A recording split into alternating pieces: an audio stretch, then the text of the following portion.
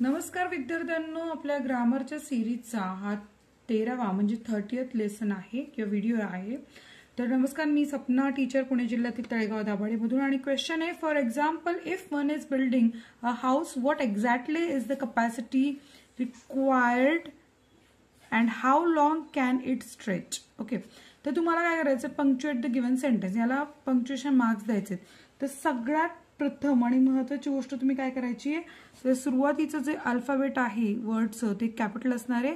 So for example हे as it is लिहायचंय, पण एक्झाम्पल नंतर कॉमा येतोय, कायम लक्षात ठेवा. आणि कॉमा नंतर येणारा जो वर्ड असतो त्याची सुरुवात नॉर्मलच करायची आहे, स्मॉल लेटर्सनी, कॅपिटल लेटर नाही टाकायचे. If one is, full stop असतात तर कॅपिटल लेटर वापरलं असतं. One is building a house, शब्द कसे, काय उच्चारलंय, कसं विचारलंय बघा. प्रश्न आहे इथे, what exactly is the capacity. भरपूर मोठं सेंटेन्स घेतलेलं आहे, आपण ॲज इट इज लिहायचे. अजून तरी कुठे काही गरज नाही आपल्याला कॉमा वगैरे ॲड करायची, कारण इथे अँड वापरले त्यामुळे.